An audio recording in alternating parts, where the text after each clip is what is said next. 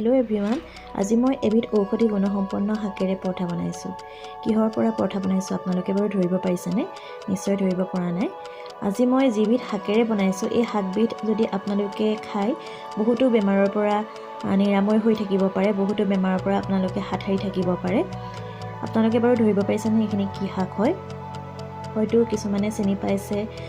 কিছুমানে হয়তো ধৰিব পৰা নাই এই শাকবিধ হৈছে মেথি শাক প্ৰথমতে মই শাকখিনি ভালধৰণে ধুই ললোঁ তাৰ পাছত এইদৰে সৰু সৰুকৈ কাটি লৈছোঁ আৰু লগতে অলপমান ধনিয়াও কাটি দিছোঁ আৰু এয়া মই জোখমতে আটা লৈ লৈছোঁ আটাত অকণমান নিমখ দিছোঁ আৰু দিছোঁ হালধি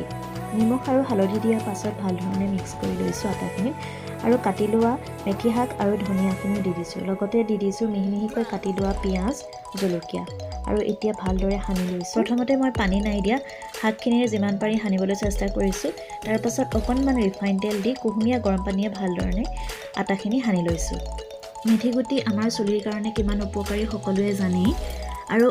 মেথি গুটিৰ লগতে এই শাকবিধো আমাৰ শৰীৰৰ কাৰণে বহুতো উপকাৰী হয় ওজন কমাই এই শাকবিধ যদি আমি খাওঁ লগতে হাৰ্ট এটেক আদিৰ দৰে বহুতো বেমাৰৰ পৰা আমি হাত সাৰি থাকিব পাৰোঁ আমাৰ যেতিয়া পেট অপৰিষ্কাৰ হৈ থাকে যেতিয়া হজম নহয় তেতিয়া কিছুমান লোকৰ মুখৰ পৰা দুৰ্গন্ধ ওলায় এই শাকবিধ খালে এই সমস্যাৰ পৰাও আমি হাত সাৰি থাকিব পাৰোঁ এয়া দেখিছে মই আটাখিনি ধুনীয়াকৈ সানি ল'লোঁ আটাখিনি সানোতে অকণমান কোমল কোমলকৈ সানিব যিহেতু পৰঠা বনাবলৈ টান হ'লে পৰঠাখন খাই ভাল নালাগে আৰু আটাখিনি সনাৰ পাছত মই 15 মিনিটমান সময়ৰ কাৰণে ঢাকি থৈ দিছিলোঁ এয়া 15 মিনিটৰ পাছত মই আকৌ অকণমান এইদৰে সানি লৈছোঁ আটাখিনি আকৌ এবাৰ ভালদৰে মঠাৰ পাছত মই এইদৰে সৰু সৰু লাড়ু বনাই এখন এখনকৈ ৰুটিকেইটা বেলি লৈছোঁ আপোনালোকে ঘূৰণীয়াকৈও বেলিব পাৰে নহ'লে ট্ৰায়েংগল শ্বেপতো পৰঠাখন বেলি ল'ব পাৰে ৰুটিখন বেলোতে বেছি ডাঠো নকৰিব আৰু বেছি পাতলাও নকৰিব বেছি ডাঠ কৰিলে নিসিজিব পিছত খাই ভাল নালাগিব আৰু মোৰ মোবাইল ধৰিবলৈ যিহেতু কোনো মানুহ নাই সেইকাৰণে নিজে নিজে মোবাইল ধৰি ভিডিঅ' কৰিবলগীয়া হৈছে ভিডিঅ' কোৱালিটিটো সেইকাৰণে ভাল নাই হোৱা এয়া মোৰ পৰঠা বেলা হৈ গ'ল মই এইটো চেপতে আজি পৰঠা কেইখন বনাইছোঁ এতিয়া টাৱাতে শুকানে মই 2-4টা পৰঠা কেইখন অলপ সেকি লৈছোঁ তাৰপাছত ৰিফাইন তেল দি পৰঠা কেইখন ভালদৰে বনাই লৈছোঁ ৰিফাইনৰ সলনি আপোনালোকে ঘিউ ব্যৱহাৰ কৰিব পাৰে ঘিউ দিলেও পৰঠাখন খাবলৈ বহুত ভাল লাগে মই খোৱাৰ সময়ত ঘিউ লগাই লৈছিলোঁ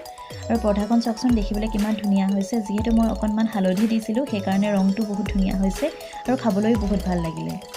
আপোনালোকে বাৰু এইদৰে মেথি শাকৰ পৰঠা বনাই খাইছেনে যদি খোৱা নাই এবাৰ বনাই খাবচোন খাবলৈ বহুত ভাল লাগে আৰু যিহেতু স্বাস্থ্যৰ পক্ষেও বহুত উপকাৰী হয় শাকবিধ সেইকাৰণে এবাৰ বনাই খাব